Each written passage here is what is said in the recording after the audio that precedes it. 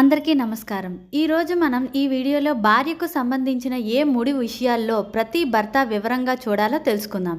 ఏ భర్త అయితే తన భార్య యొక్క ఈ 3 విషయాలను గమనిస్తాడో అతను జీవితంలో ఎప్పుడూ కూడా పేదరికం అనుభవించలేడు.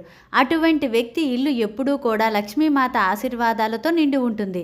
ఆ తల్లి ఆశీస్సులు అతనిపై ఎల్లప్పుడూ ఉండి అష్టైశ్వర్యాలతో తులతూగుతూ ఉంటాడు. కాబట్టి ఈ వీడియోలో ప్రతి భర్త కూడా తన భార్య యొక్క ఏ 3 విషయాలు తప్పకుండా చూడాలో తెలుసుకుందాం. ఆ 3 విషయాలు ఏమిటో అర్థం చేసుకోవాలంటే ముందు మీరు ఈ కథ వినాలి. అప్పుడే మీకు వివరంగా అర్థమవుతుంది. అదేమిటో ఇప్పుడు తెలుసుకుందాం. అంతకన్నా ముందు వీడియోని లైక్ చేసి ఛానల్ని సబ్స్క్రైబ్ చేసుకోండి. ధర్మపురి అనే గ్రామంలో ఒక వ్యక్తి ఉండేవాడు. అతను తన భార్య గురించి చాలా ఆందోళన చెందుతూ ఉండేవాడు. ఎందుకంటే ఆమె ప్రతి దానికి కూడా గొడవ పడుతూ ఉండేది. అతను తినడానికి తిండి లేక కటిక పేదరికంలో ఉన్నాడు. దీంతో అతని ఇంట్లో దరిద్రం తాండవిస్తూ ఉంది. ఒకసారి అతను అడవికి వెళ్ళాడు. ఆ దారిలో ఉన్న ఒక సన్యాసిని కలుస్తాడు. వెంటనే ఆ వ్యక్తి ఆ సన్యాసి దగ్గరికి వెళ్ళి ఏడుస్తాడు. నాయనా, నీకు ఏమైంది? ఎందుకని ఏడుస్తున్నావని అడుగుతాడు ఆ సన్యాసి. అప్పుడు ఆ వ్యక్తి, ఓ గురువర్య, నా భార్య నేను చెప్పే ఏ మాట కూడా వినదు. నాతో ప్రతి విషయంలో గొడవ పడుతూ ఉంటుంది. ఈ గొడవల కారణంగా నేను చేసే చిన్న వ్యాపారం కూడా మూతపడిపోయింది. ఆ వ్యాపారం మూతపడటం వల్ల నా దగ్గర ఏమాత్రం డబ్బు లేక పేదరికంతో ఇబ్బంది పడుతున్నాను. అయినా కూడా నా భార్య నాతో గొడవ పడుతూనే ఉంటుంది.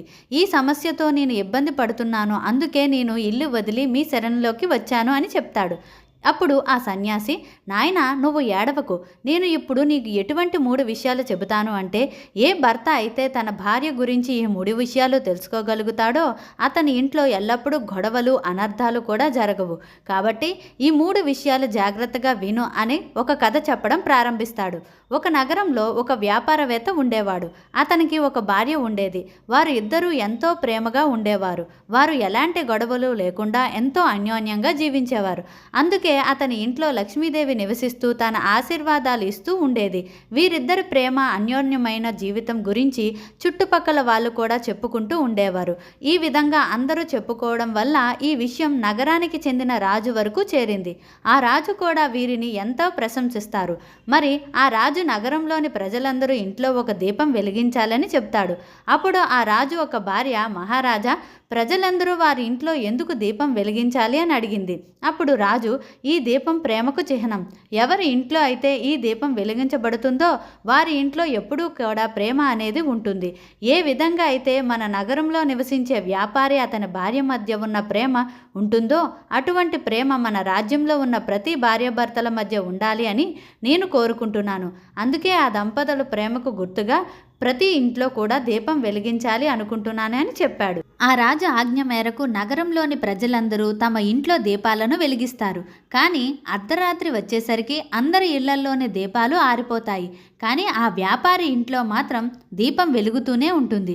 ఎందుకంటే దీపం అనేది ప్రేమకు చిహ్నం. కాబట్టి ఆ వ్యాపారి భార్య ఎప్పుడూ కూడా ఇంట్లో దీపం ఆరిపోకుండా చూసుకుంటుంది. ఆ వ్యాపారి భార్య ఎప్పుడూ కూడా తను కోరుకున్నదే జరగాలి అనుకునేది. ఆమెకు ఏమనిపిస్తుందో అదే చేస్తూ ఉండేది. కాకపోతే ఆ వ్యాపారి కూడా తన భార్య చేసే పనులకు ఏమనకపోతూ ఉండేవాడు. ఎందుకంటే అతను ఈ విధంగా ఆలోచించేవాడు, నా భార్యకు గనక నేను ప్రతి దాంట్లో అడ్డు చెబుతూ ఉంటే అప్పుడు మా ఇంట్లో అనవసరమైన గొడవలు రాద్ధాంతాలు జరుగుతూ ఉంటాయి. కాబట్టి నా భార్య తనకు నచ్చిన విధంగా చెయ్యని, అంతా తన ఇష్టం అని అనుకునేవాడు. అయితే ఒకరోజు మహారాజు మహారాణి మేడపై నుండి వారి నగరంలో జరిగే దృశ్యాలను చూస్తున్నారు.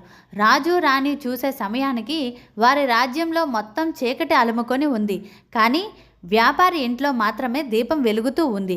అది చూసిన మహారాజు మహారాణితో ఈ విధంగా అన్నాడు, చూడు మహారాణి, అందరి ఇంట్లో కూడా దీపం ఆగిపోయింది. కానీ ఆ వ్యాపారి ఇంట్లో చూడు, దీపం స్థిరంగా అలాగే వెలుగుతూ ఉంది. వారి ప్రేమ ఎంత గొప్పదో కదా అని అన్నాడు. వెంటనే మహారాణి, మహారాజా, వ్యాపారి అతని భార్య మధ్య ప్రేమకు కారణంగా వ్యాపారి భార్య అయ్యి ఉంటుంది. అందుకే వారు అంతగా ప్రేమగా ఉన్నారు అన్నది. ఆ మాటలు విన్న రాజు, లేదు మహారాణి, వారి ప్రేమకు కారణం వ్యాపారి అయి ఉంటాడు. లేదు వ్యాపారి భార్య అయి ఉంటుంది అని రాణిగారు, వ్యాపారి అని రాజుగారు అంటారు. ఇలా వారిద్దరూ కాసేపు వాదించుకుంటారు. ఆ తర్వాత మహారాజు మహారాణి మనం ఇప్పుడు వాదించుకోవాల్సిన అవసరం లేదు, మనం ఆ ఇద్దరిని ఎందుకు పరీక్షించకూడదు, ఆ పరీక్షలో ఎవరు నెగ్గుతారో వారి ప్రేమ గొప్పది అని అన్నాడు.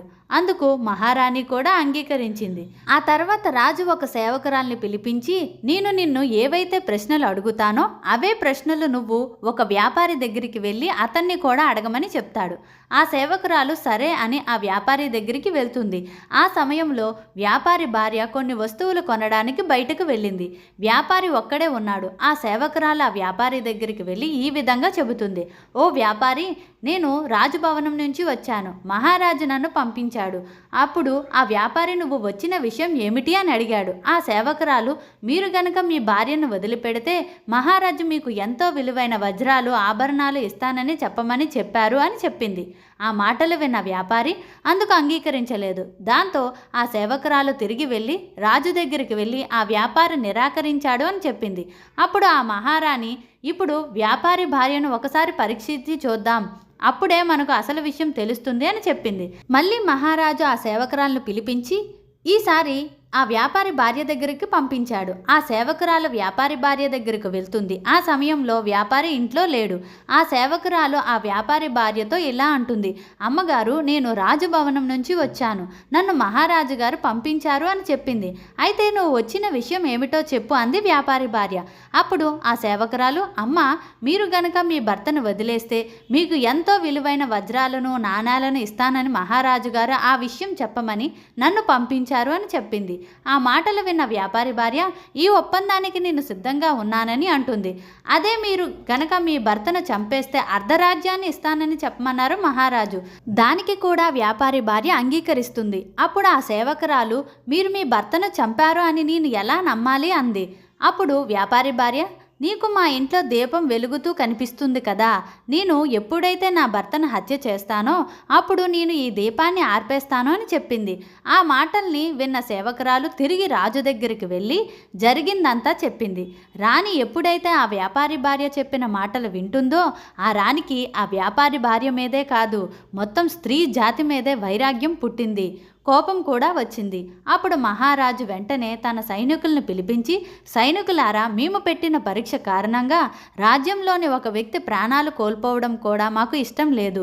మీరు వెంటనే ఆ వ్యాపారి దగ్గరికి వెళ్ళి జరిగిందంతా చెప్పండి అని ఆదేశించాడు. ఆ సైనికులందరూ అక్కడికి వెళ్ళేసరికి ఆ వ్యాపారి హత్యకు గురై ఉంటాడు. అక్కడ సైనికులకు ఆ వ్యాపారి భార్య కనిపించింది. వాళ్ళు ఆమెతో, ఓ వ్యాపారి భార్య, నువ్వు నీ భర్తను రాత్రి సమయంలో చంపుతాను అన్నావు కదా అని అన్నారు. అప్పుడు ఆమె, నేను నా భర్తను చంపుతానని నిర్ణయించుకున్నాను కాబట్టి ఎప్పుడు చంపితే ఏముంది, నేను రాత్రి సమయంలో కేవలం దీపాన్ని మాత్రమే ఆర్పుతానని చెప్పాను, అందుకే పగటి సమయంలో నా భర్తను నేను విషమిచ్చి చంపాను, ఇక కేవలం దీపం ఆర్పడం మాత్రమే అని చెప్పింది. ఆ మాటలు విన్న సైనికులు అక్కడ నుండి తిరిగి రాజభవనానికి వెళ్ళి రాజుకు అన్ని విషయాలు చెప్పారు. ఆ మాటలు విన్న మహారాజుకు ఎంతో ఆగ్రహానికి గురయ్యారు. వెంటనే మహారాజు సైనికులతో, మీరు ఆ వ్యాపారి భార్యను తీసుకురండి అని పంపించారు. కొంత సమయానికి ఆ సైనికులు వ్యాపారి భార్యను తీసుకొని రాజభవనానికి వచ్చారు. అప్పుడు మహారాజు వ్యాపారి భార్యతో ధనం మీద ఉన్న ఆశతో, నీ భర్తనే చంపుతావా అని తనకు జీవిత ఖైదీ శిక్ష విధిస్తాడు. అప్పటి నుంచి ఆ రాజుకి స్త్రీ జాతి మీద ద్వేషం మొదలవుతుందని ఆ సన్యాసి ఆ వ్యక్తితో చెబుతూ ఉంటాడు. చూడు నాయనా, నేను చెప్పిన కథ మొత్తం విన్నావు కదా, ఇప్పుడు నీకు ప్రతి భర్త కూడా తన భార్య విషయంలో చూడవలసిన ఆ 3 విషయాలు ఏమిటంటో అర్థమయ్యాయి కదా అన్నాడు. అప్పుడు ఆ వ్యక్తి, ఓ గురువర్య, మీరేం చెప్తున్నారో నాకు ఇప్పటికీ కూడా అర్థం కాలేదు, కాబట్టి భార్యలో చూడవలసిన 3 విషయాలు ఏమిటో నాకు కాస్త వివరంగా చెప్పండి అని అన్నాడు. అప్పుడు ఆ గురువుగారు, ప్రతి భర్త తన భార్యలో చూడవలసిన మొదటి విషయం ఏమిటంటే తన భార్య ఎక్కడికి వెళ్తుంది, ఏమేమి చేస్తుంది అనే విషయాలు తప్పకుండా తెలుసుకోవాలి. ఏ భర్త అయితే తన భార్యకు సంబంధించిన అన్ని విషయాల గురించి ప్రతిరోజు తెలుసుకుంటూ ఉంటాడో ఆ ఇంట్లో ఖచ్చితంగా గొడవలు అనేవి జరగవు. అలాగే ఆ భర్త తన భార్య మీద ఎప్పుడూ నియంత్రణ కలిగి ఉండాలి. రెండో విషయం ఏమిటంటే ప్రతి భర్త కూడా తన భార్య ఏ విధంగా మాట్లాడుతుందో, తను చెప్పే మాటల్లో నిజం ఎంత, అబద్ధం ఎంత అనే అవగాహన కలిగి ఉండాలి. ఆమె మనస్ఫూర్తిగా తన భర్త యొక్క మాటలు గౌరవిస్తుందా, కేవలం విన్నట్లుగా నటిస్తుందా అనేది తెలుసుకోవాలి. ఏ భార్య అయితే తన భర్త మాటలు వినకుండా, అతనును గౌరవించకుండా ఉంటుందో అటువంటి స్త్రీ తన భర్తకు వ్యతిరేకంగా ఎటువంటి పనైనా చేయగలదు. అందుకే ప్రతి భర్త తన భార్య ఎలాంటిదో తెలుసుకుంటూ ఉండాలి. మూడవ ముఖ్యమైన విషయం ఏమిటి అంటే, ప్రతి భర్త తన భార్య యొక్క తెలివిని కానీ బుద్ధిని కానీ తెలుసుకుంటూ ఉండాలి. తన భార్య చేసే అన్ని పనులకు కూడా పొగుడుతూ ఉండకుండా తన భార్యకు బుద్ధి చెప్పేంత తన నియంత్రణలో ఉండాలి. అప్పుడే అటువంటి వారి ఇంట్లోని గొడవలు అనేవి జరగకుండా ఉంటాయి. కాబట్టి ఏ ఇంట్లో అయితే భార్య తన ఇష్టానుసారంగా తన భర్తకు గౌరవం ఇవ్వకుండా తనకు నచ్చిన విషయాలు చేస్తూ ఉంటుందో అటువంటి ఇంట్లో ఈ విధమైన అనర్థాలు జరిగే అవకాశం ఉంటుంది.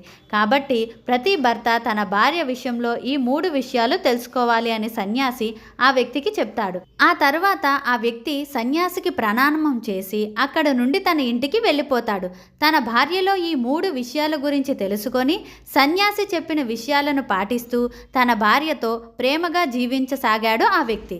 ఈ వీడియో గనక నచ్చినట్లయితే లైక్ చేసి షేర్ చేయండి. అలాగే ఇలాంటి కొత్త వీడియోస్ కోసం మా ఛానల్ని సబ్స్క్రైబ్ చేసుకొని పక్కనే ఉన్నటువంటి బెల్ ఐకాన్ని ప్రెస్ చేయండి. ధన్యవాదాలు.